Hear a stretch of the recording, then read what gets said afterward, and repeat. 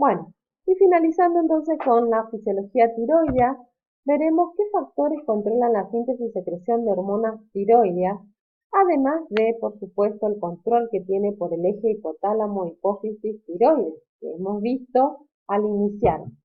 ¿Se acuerdan ustedes que dijimos que el hipotálamo liberaba una hormona liberadora de tirotrofina que por el sistema portal hipotálamo-hipófisis llegaba a la hipófisis, a la anterohipófisis, y actuaba sobre las células tirotropas y sobre las células lactotropas, produciendo la síntesis de TSH y de prolactina? A nosotros nos interesaba la de TSH que actúa sobre las glándulas tiroideas. Ahora ya hemos visto en qué puntos precisamente actúa, produciendo la síntesis y secreción de T4 y T3, que eran esta concentración de hormonas, a su vez la que iba a autorregular el eje. A su vez, existen otros factores que los vamos a ver en este apartado. Entonces, estimulatorios, TSH, como vimos aquí, y también la presencia de anticuerpos estimuladores del receptor de TSH. Si bien esto es patológico, me gusta mencionarles para que vayan pensando de que pueden existir otras moléculas sin ser hormonas que son capaces de estimular el receptor de TSH y producir el mismo efecto. Inhibitorios, anticuerpos, en este caso bloqueadores del receptor de TSH, también el exceso de yodo y el litio. Esto es algo paradójico, ya que uno piensa que si uno le da mucho yodo a la persona va a sintetizar mucha hormona. Sin embargo, ocurre todo lo contrario. Condiciones que disminuyen la conversión periférica. Habíamos dicho que las hormonas tiroides se secretan 10 de T4 por cada T3 y que la conversión se da a nivel periférico por una deyodación en la posición 5'. ¿Cuáles son las condiciones que disminuyen esta conversión? La vida fetal, la restricción calórica, cuando un paciente está por un ayuno prolongado, pero muy prolongado, produce aumento de T3 reversa, disminución de la T3 libre y aumento de T4. En la enfermedad hepática, que está asociada con la síntesis de la proteína que transporta las hormonas tiroideas. En enfermedades sistémicas, por el uso de drogas como glucocorticoides, propanolol, yopodato, en la deficiencia de selenio. Las deyodinasas. Entonces, cuando hablamos de deyodinación o deyodación o activación periférica, hablamos de enzimas que a nivel periférico quitan un yodo de las hormonas de la T4. Entonces vamos a tener la tipo 1, que es una 5' de yodasa, que provee T3 al plasma fundamentalmente y es la que se encuentra con mayor abundancia. La tipo 2, que también es una 5' de yodasa y provee T3 a la célula, o sea, se encuentra dentro de las células. Y la tipo 3, que es una 5 de yodasa y que al dar por resultado la T3 reversa, inactiva la T4 y a la T3. Entonces, en cada caso, después ustedes miren con más tiempo cuál es el anillo que se deyoda y cuándo aumenta y cuándo disminuye en casos patológicos. Las hormonas tiroideas, como por su naturaleza química, si bien son derivados de aminoácidos de la tirosina, en realidad se comportan como hormonas esteroideas, porque esa estructura bifenílica le da una conformación estérica que la hace liposoluble, lo cual implica dos cosas. Una, que debe circular unida a proteínas, y la otra, que una vez que llega a célula blanco, el receptor, su receptor sobre el que va a unirse, se va a encontrar en el citoplasma o en el núcleo. Entonces, para circular va unido a proteínas. ¿A qué proteínas? A la globulina, a la tiroglobulina fijadora o a la globulina fijadora de tiroxina, de hormonas tiroideas. A la albúmina va una buena parte y a la prealbúmina. Aquí tenemos en color celeste el T4 y el color amarillo el T3, y vemos que la tiroglobulina, la globulina fijadora de hormonas tiroides, se une con la misma afinidad a ambas hormonas, mientras que la albúmina es más afín a la T3 y la prealbúmina solo se une a la T4. Factores que modifican la concentración de tiroglobulina. Esto es importante, la tiroglobulina, la transportadora, ¿no? Esto es importante tener en cuenta porque si disminuye mucho la globulina que transporta las hormonas tiroideas, aumenta la que se encuentra libre y que es la biológicamente activa. Por lo tanto, desplaza el equilibrio y hace que se sinteticen menos hormonas por las glándulas tiroides, por lo cual disminuye la concentración total de la hormona. Entonces, los factores que estimulan la síntesis de tiroglobulina son los estrógenos, la gestación, la hepatitis infecciosa aguda, el hipotiroidismo.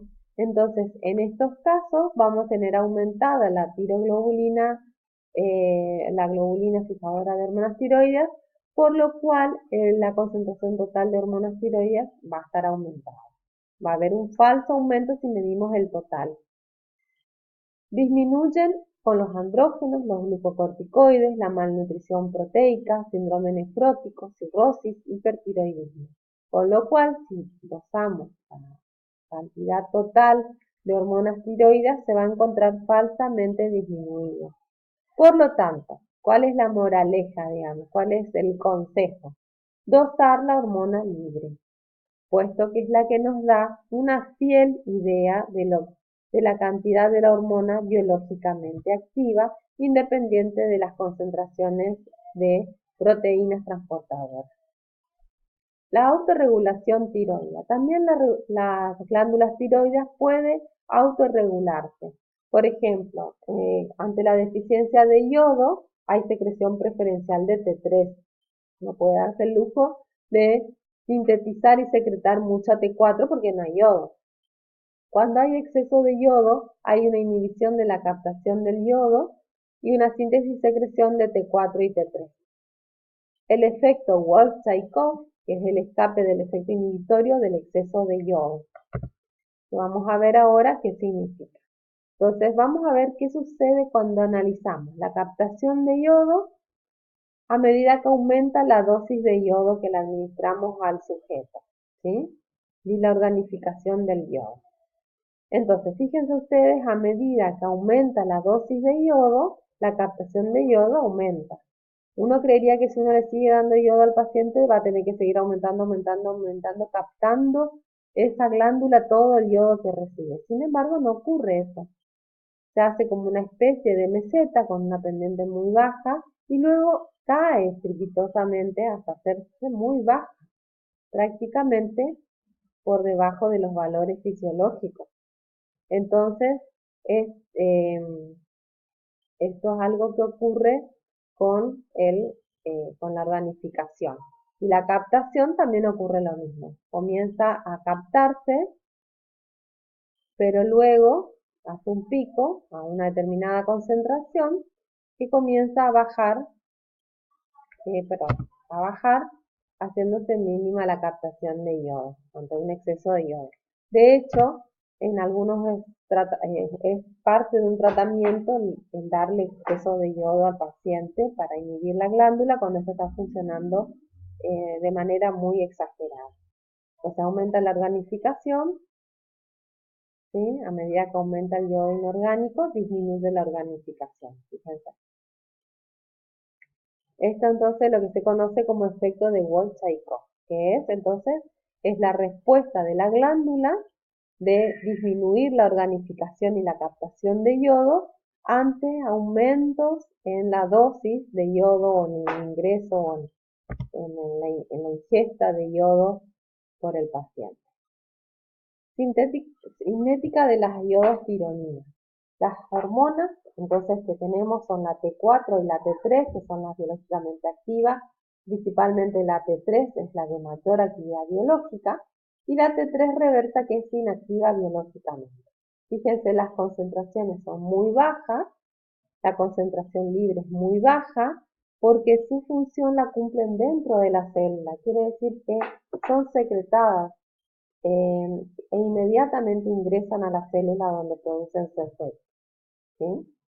La vida media, 7 a 1, también para tener en cuenta el día que tengan que hacer dosaje.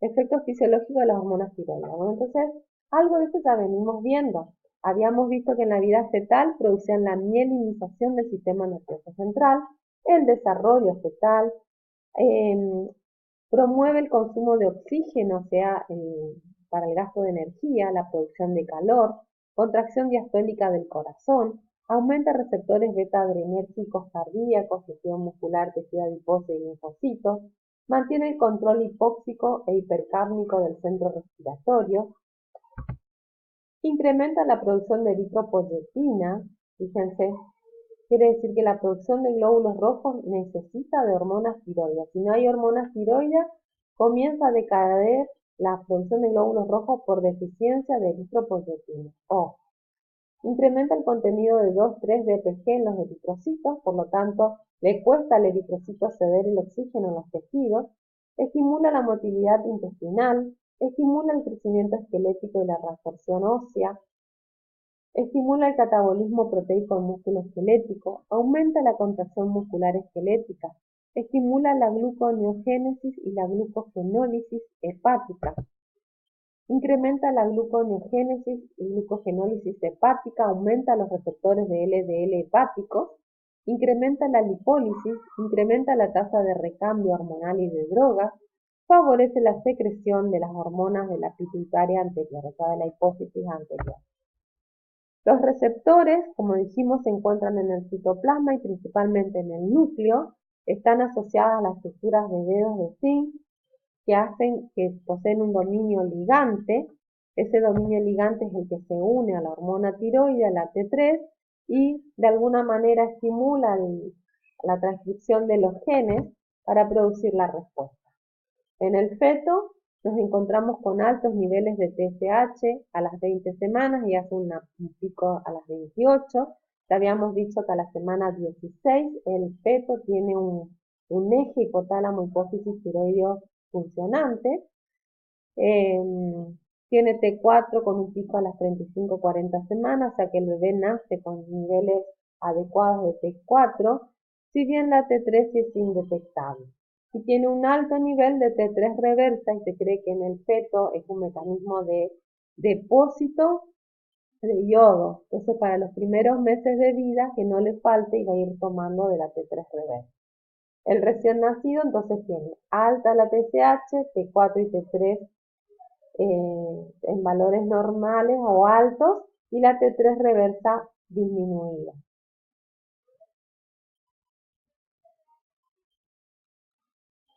La gestación, ya porque va utilizando, está disminuida porque está utilizando para la producción de T4 y T3. En la gestación tiene un aumento de la depuración de yodo, aumento en la síntesis de la proteína transportadora de hormonas tiroides, T4 y T3.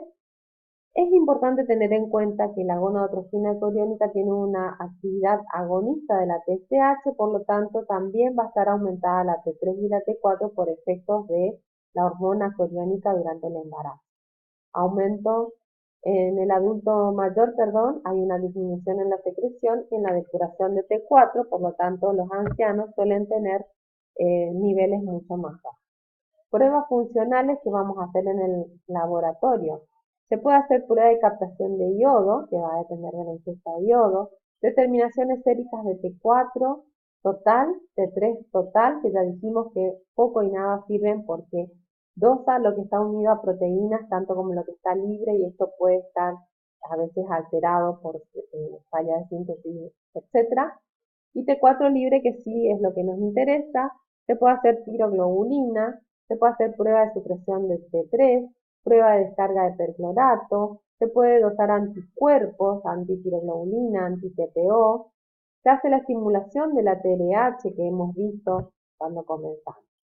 Bueno, esperamos entonces que este tema les haya agradado, que es un tema lindo, sencillo, complejo, pero sencillo. Y entonces ahora podríamos volver a los casos y ver si podemos resolverlos. Yo estoy segura que sí. Y bueno, queremos dejarles este mensaje. Dónenme.